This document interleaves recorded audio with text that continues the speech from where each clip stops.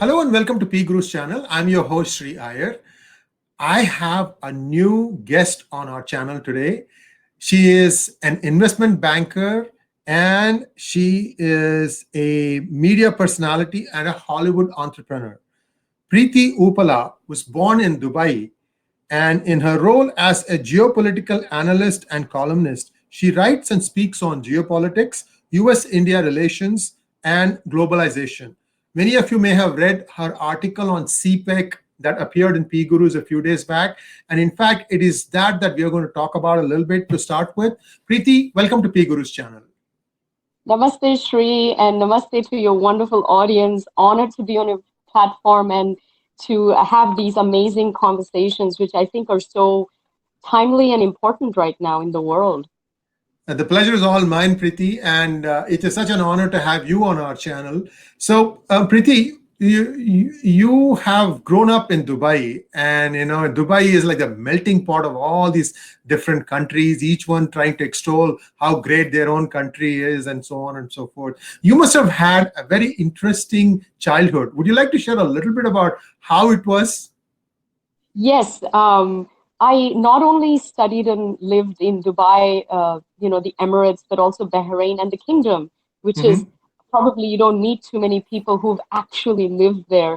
Because my father, is an engineer by profession, but he got involved in project management quite early in his career, and he travels all around the world working on oil projects. He's actually in the Kingdom right now, working on some other energy sort of utilities projects. So we had a very interesting sort of life with traveling all over, and he worked for a French company, and they were rolling out all of these huge projects, in the Middle East.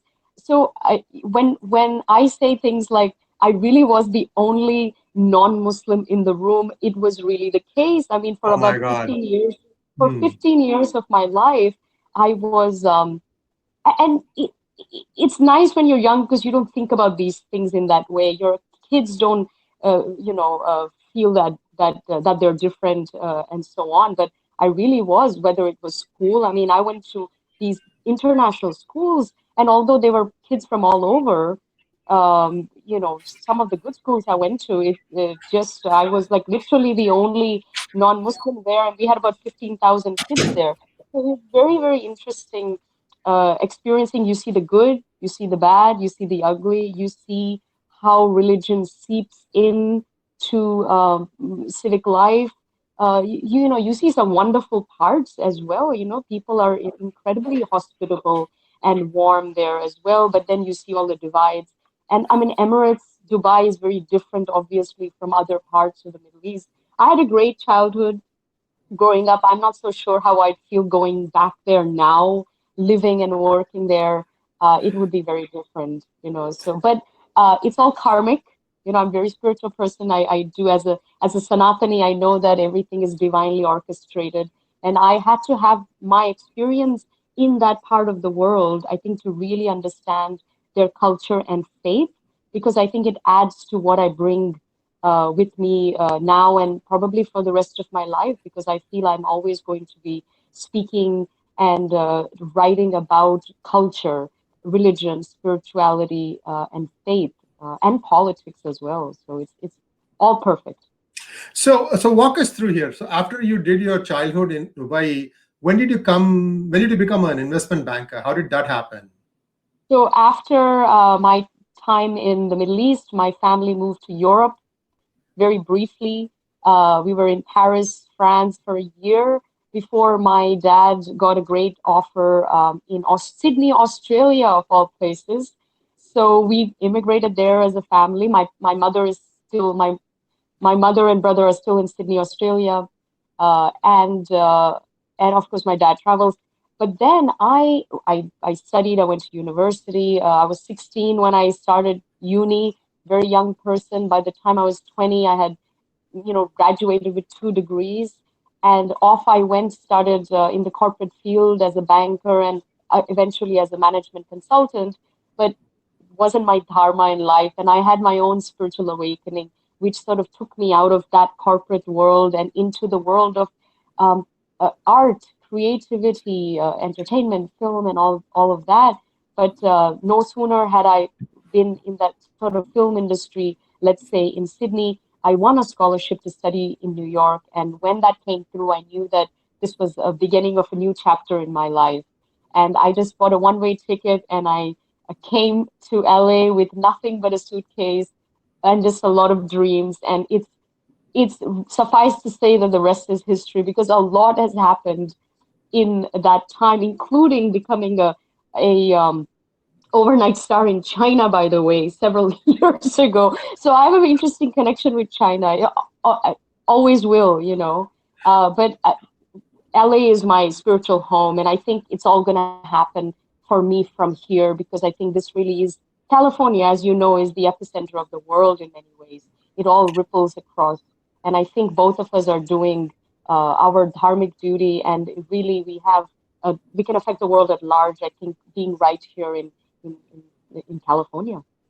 Absolutely. And Preity, welcome to California. It's you've seen the world before you came here, and I'm sure you appreciate the openness with which California embraces everyone. And I've really felt at home here. I've been here many years now. So Preity, let's look at the CPEC corridor. Now, many people have given many explanations as to why the Chinese came up with this concept. One of them being that they didn't want to be bogged down in the Malacca Strait should India decide to blockade it with Indonesia's help. And if that happens, then China's 80 to 90% of their commerce goes through that strait, and they wanted to have an alternate route. Now, so that far it sounds good, except things go a little pear-shaped because if you think about it, what they had to do to just enter Pakistan took a whole lot of doing. For instance, one time there was a huge earthquake and the road that they were laying got swept away. In fact, a lake got formed and the entire engineering crew, I believe, was lost. They don't even know what happened. And then they started all over again, and then they found an alternate path. But if you look at some of the pictures, right, how high those bridges go, I mean, it's mind-boggling. But that's all done now. They have an entry point into Gilgit. And I'm hearing a lot of stories about Gilgit.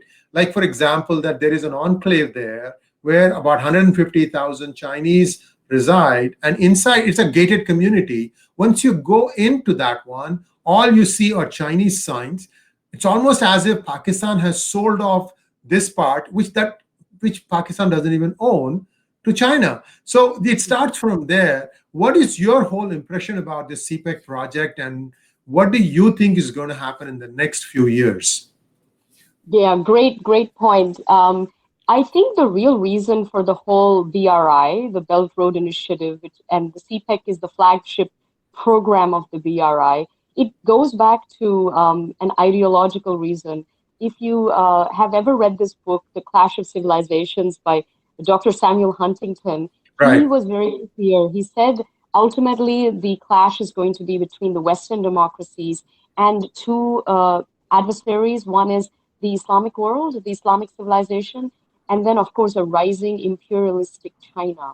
Mm-hmm. So decades ago, he made this prediction, and guess what? I think we're living it today. And I'm shocked that in America, whether it's media or even think tanks, so little work is done in this area. People don't even talk about it. I mean, obviously in India, we've known about it for a long time. We've been very wary of it. But it's just funny that the Western world on this issue, and like with some other issues, they're just sort of not really on the uptake. I really think it's their desire to become the greatest power in the world. They look at the US and its fault lines, which are many, and they saw an opening. And I think forever they just wanted to be the superpower. The problem happens that there is another country called India, which actually stands in the way. Because I really think for China, it's not about being a global power that they have a problem with. It's being the power in Asia, which they are not even today, and they never will be as long as India is rising and even there. So for them, India was always an adversary, and I think in Pakistan, I don't think that they have any warm feelings towards them, but I think that they saw an ally in the sense it's like a buffer zone. You know, they get to kind of almost poke India through Pakistan, and other powers have done this too. We've seen it, you know, decades ago. I mean, there was a time when even the U.S. sort of did this vis-a-vis Afghanistan and so on. So the Gilgit thing is interesting because you're right.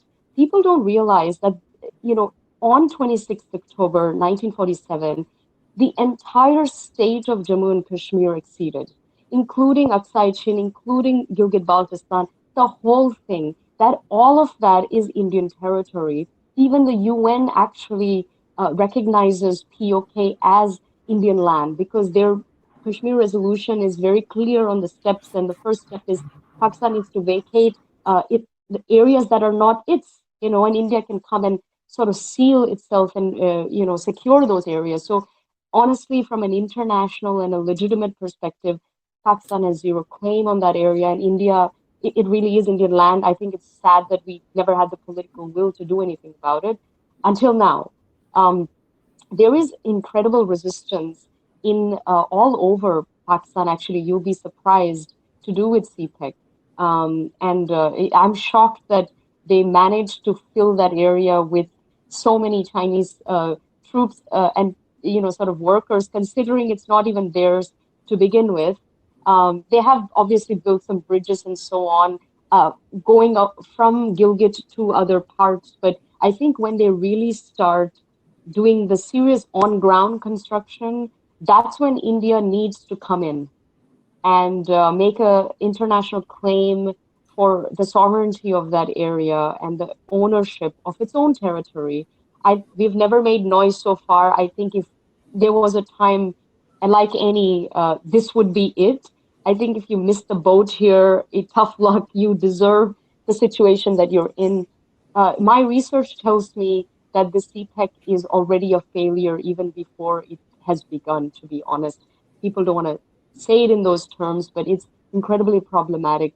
And we'll get into that, I'm sure, through the course of our conversation. But just for your viewers out there, that it's much more problematic than it appears to be.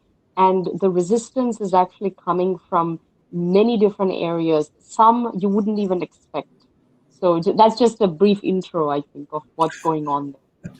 So, see, here are some of the things that I have heard, and it makes me sit up and startled.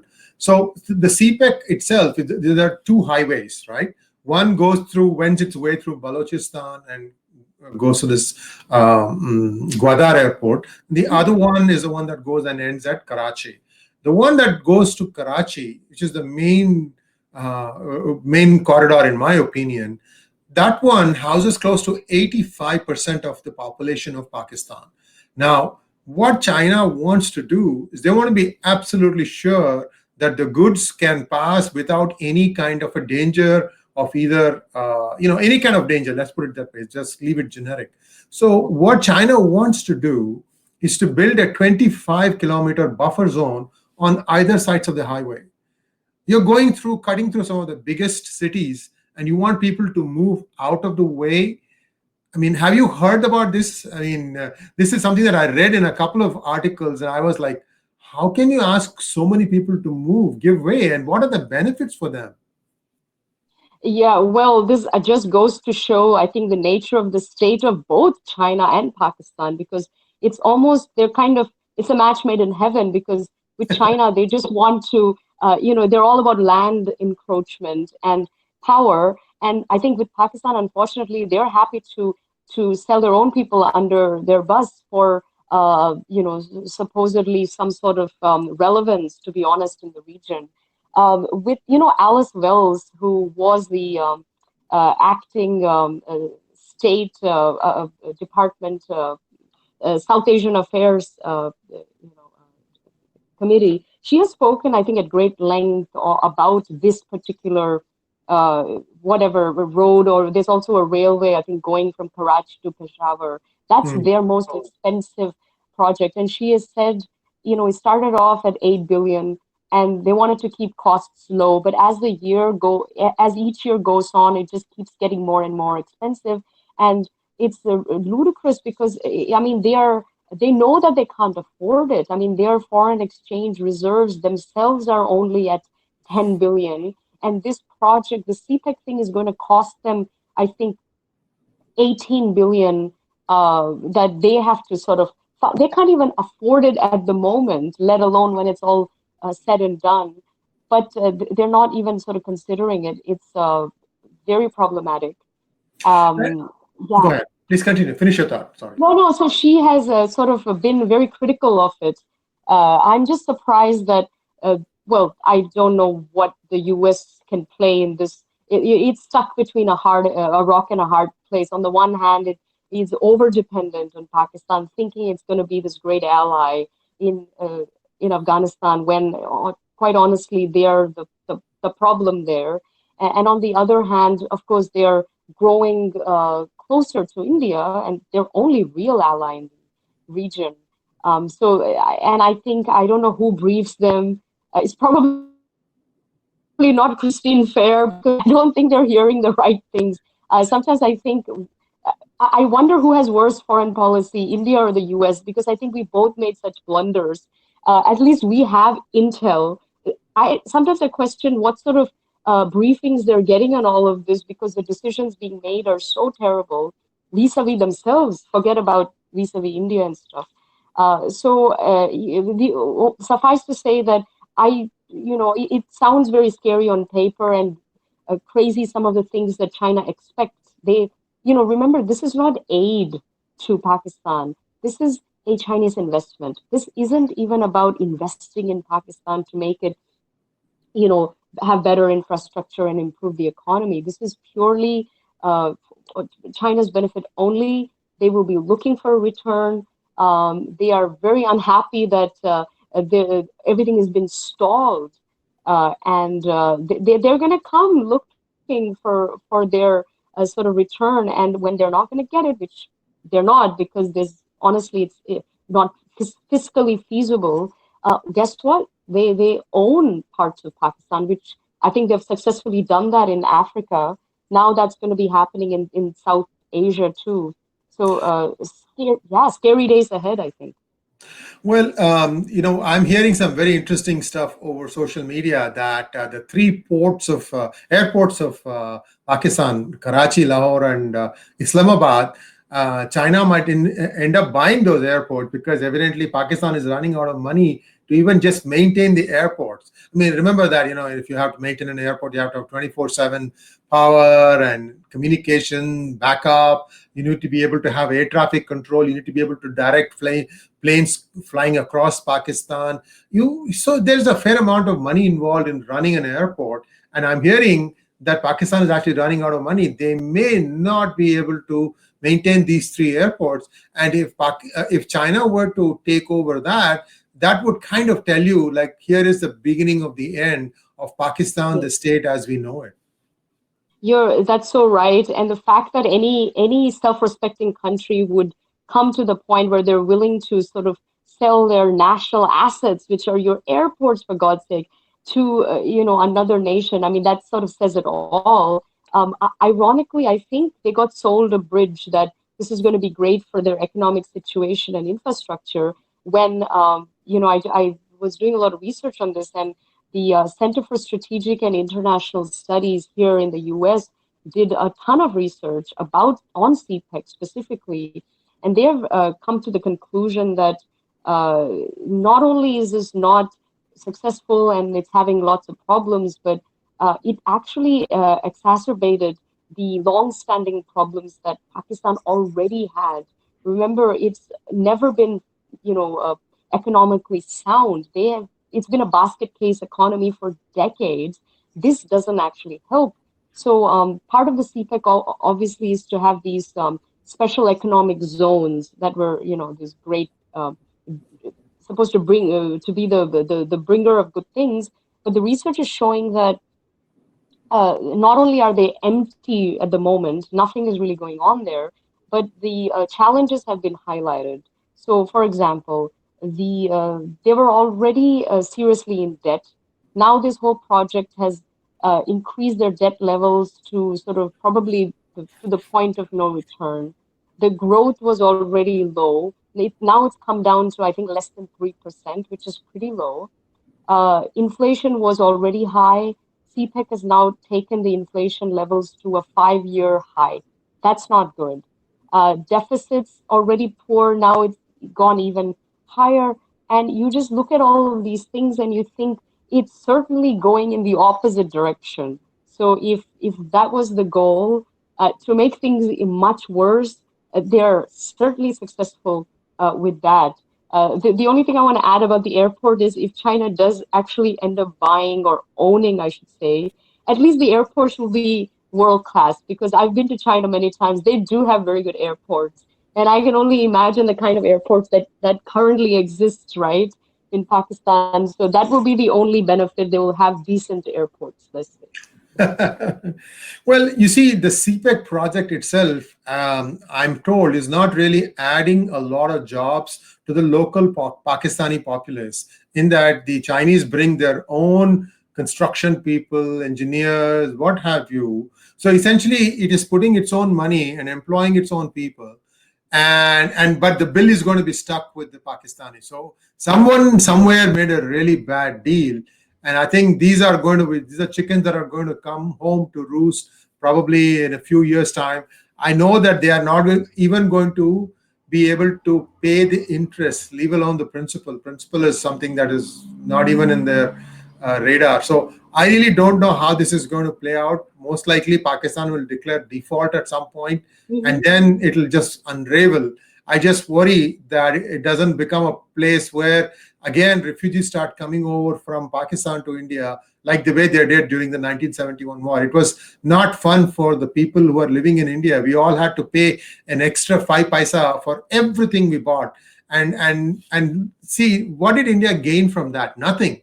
In fact, a lot of people never went back. So this is not really a great state of affairs to have these kinds of things. I would rather that whatever happens stays there. Plus, the people there, I don't know how it was in Dubai learning, cohabiting with children from Pakistan. But at least in Pakistan, there is so much venom filled in their heads about Hinduism and Hindus and so on and so forth, that you have to almost spend another 10 years just to detoxify all that and say, this is what you learned for so many years is all wrong. This is what is the truth. But how many people will be willing to listen to that? So there is a fair amount of radicalization that happens at the school level. I'm hoping and praying that this is not as bad as it is being made out to be. I don't know. Do you have any first-hand experiences of how it felt to be with children from Pakistan? You're right. I think it's very different when you look at expats because remember, if I was with kids of people who were highly educated. They spoke English. Their parents had good positions. My father had a lot of colleagues from all around the world, but including all our neighbors were from there. I've experienced the good parts. I have a lot of Pakistani friends even in Dubai. Even now, when I go back, I visit them. Very successful industrialists and so on. I think they're a little bit maybe they above all of this stuff, but it's very different when you look on social media, of course, and just also I think more venomous than that is when you look at their diaspora over here in the UK, in Canada, and the US, and it's shocking that they not only peddle all of this stuff, but they even have this kind of very distorted view of history and the world. And our diaspora doesn't spew venom, but also it doesn't correct any of this stuff. And that's why you have the, sort of civil society sometimes in America stuck between, well, the two parties are saying different things. What is it? And they don't really have the wherewithal to do research and figure out what really happened and the history, the civilizational history, but also the 70-year-old history between the countries, right? Because it doesn't take a rocket scientist to know what happened. And I think as an American, if you are having trouble figuring out who's a good guy and who is not, I think we're in deep, trouble, because that should not be that. It's not a trick question.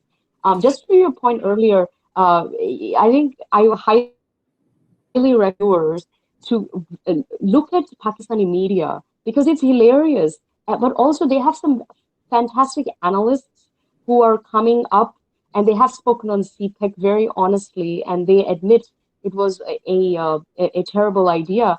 2 points I just want to highlight. I thought this was so fascinating by Sure, sure. some of the top analysts. One was the point being made was that uh, it's funny, there's a power tussle amongst politicians and the military in Pakistan, and you would think that they actually work together, because they seem to have, obviously they seem to be in alignment in the bigger scope, but actually it's not. It's a lot of petty personal ego trips and power trips that happens. The military and the ISI and the Pakistani deep state is actually sort of responsible for stalling some of CPEC's progress, because from their perspective, if CPEC is this great success, look, guess who looks good? Imran Khan looks good. Their politicians, their leaders look good. The military doesn't have much to do with the CPEC, to be honest. So they don't want that. So it's not in their interest to honestly make the politicians look good. That's one thing. The second is, some of these analysts are now saying that instead of CPEC, a better idea would have been to give India land rights, or to give India the rights to cross their land so that we could transport things into Afghanistan. Because now we have Chabahar, and they're worried why Chabahar exists, because it's almost competing with Guadalajara and all of that. So they're actually saying that it would have been much better to actually give India land access through, us, to get to wherever they need to get to. And also in that way, we can entrap them. And then we can dominate them with Kashmir. I mean, they actually think that they have a shot in Kashmir, and their great idea was to give India land access. I mean, this is the rhetoric and the discourse. I don't even know what to say. I wish they had done that. I think it would have been cheaper and better for us. We wouldn't have to worry with ports. I think land access would have been better for everybody involved, but obviously they chose not to do that. So now we are where we are because of that. See, Afghanistan is flattened. It's completely, flattened to the ground. And if they want to pick themselves up and come and join the mainstream world in terms of economics, education, culture, what have you, culture is theirs. That's going to be theirs. But in terms of trying to be able to, educate the next generation and so on, with Taliban around, and they have still not been completely gotten rid of. Now, in fact, they've become stronger because the US included them in the peace talks, and it's only a matter of time before Taliban will again try and usurp power in Afghanistan. So that is actually not a good state of affairs. What is the concern here for India is that Chabahar itself might go out of India's grasp, might go out of US's grasp, as Iran starts getting closer with China. And then China has the best of both worlds. And they can play Pakistan, saying that if you don't listen to us, we're going to move all our commerce through Chabahar. So bye-bye. That's a definite possibility. So there are many things that could happen. However, I'm not so sure what the Chinese politicians are thinking in terms of what they want to do next, because they built this grand port called Hambantota Port, which is not having enough potential to make use of that port. So one wonders why they even built that port in the first place, because Sri Lanka is a very small nation. If it was built very close to India, where India could, maybe use it like a launching pad for taking things from there and then going west coast, east coast, and so on, that's a different matter. But Hambantota is not something that is being made use of. So Sri Lanka got this thing done, and then they figured that they couldn't really use it, they couldn't monetize it And you know what ended up happening? They just gave a 99-year lease to China. So essentially, China owns the port, the area around it, and they said that, okay, we will not put any military on that place. It will be only civil. But this is exactly how the East India Company got started in India. You just have to go back and look at the history, how the British came to trade, and then slowly how they built a fort to store the grains, because they said, well, the ship has sailed, the next ship will take a month, I need to store it, so I need to be able to build a fort.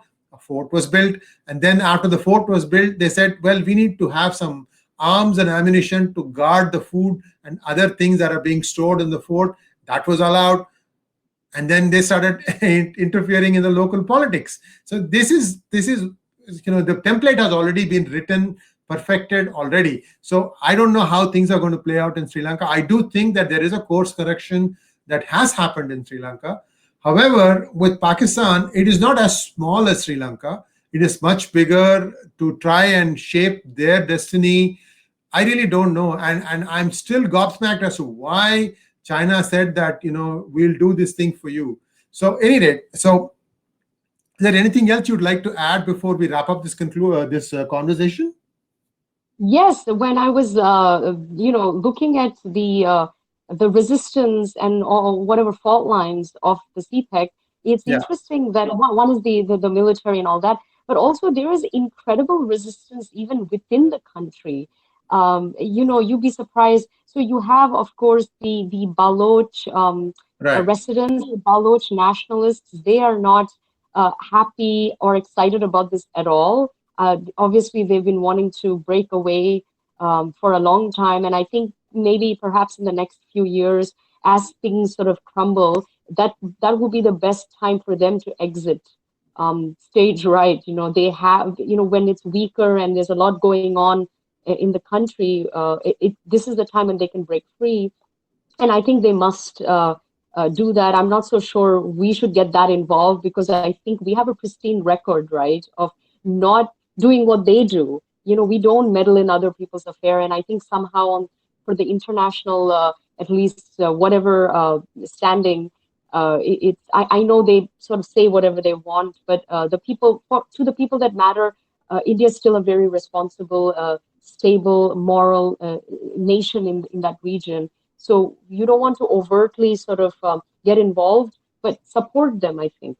But there's incredible resistance from Baloch residents and nationalists. There's also resistance from apparently the residents of the Guadalajara port. They are not pleased with some of the changes that they have to go through because, like you mentioned, these people are being kicked out of their own homes and they are suffering because China wants to come, and the jobs are basically this is an employment HR project for China, right? They're bringing their own contractors, their own people. They're paying. This is great for them. It doesn't really help the residents.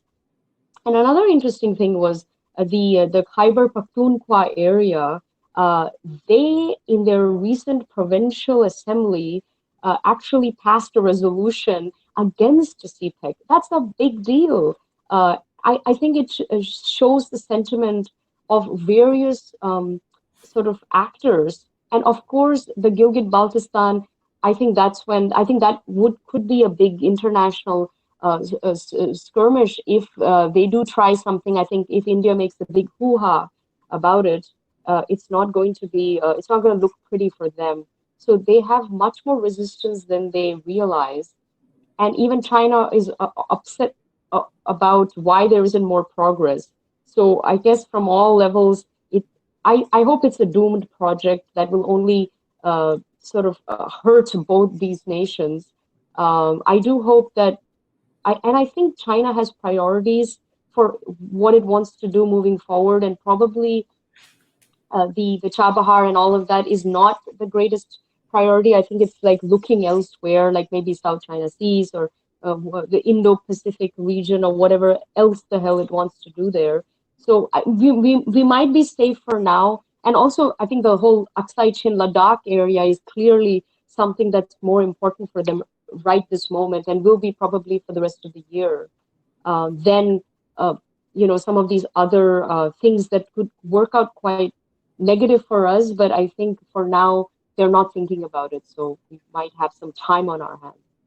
Yeah, to just wrap up this conversation, a couple of things. Aksai Chin is referred to by the Ladakhis and the Tibetans as Gosthana, meaning the place of land of cows. And we will try and use that word as much as possible. It doesn't roll off easily because we are not associating with that. I'm hoping that Gosthana becomes more and more popular, and people start recognizing when we say Gosthana, that means Aksai Chin. And let's hope that we start this movement going, and hopefully this conversation will pique this interest of viewers, and maybe they'll start referring to Aksai Chin as Gosthana. And the other point that you made about China wanting to pull off CPEC, it's definitely in the realm of the possibility, because today 45% of all loans given by Chinese banks are NPA. And they also have something called as a shadow bank. The shadow banking has been growing by leaps and bounds ever since the 2008 derivatives crisis. And today, they are saying they don't even know how many of those loans are secure. Some people say it is 60% bad, some say 57%. So there is a lot of NPAs floating about. And what China typically does is they print more notes and then just evergreen it, and then just keep on giving another loan, make it look as if the previous loan was paid off. The new loan is given by a different bank, but the entity keeps spending money with no profitability in sight. So it is very, very interesting to see how China is going to come out of this. I'm also hearing a lot of palace intrigues. We will know more about it with time. So Preity, thank you so much for joining our channel. I'm hoping that this is one of the first conversations of many that we are going to have in the future. I wish you all the best in your career. And viewers, I hope you've seen Preiti's movies, and I hope that you can put in a kind word or two. She is the future leader of India and Hindutva and Sanatana Dharma, as I see it. And for you to be able to, express such maturity and in-depth understanding of the Dharma is very laudable. Thank you very much, Preity. Thank you, Shri. Honored to have this conversation. You're so kind. Yeah, I just urge your audience to go find me out on social media. I'm everywhere. On Twitter, I'm active. Of course, Facebook. I have my own channel too, the Preity Experience.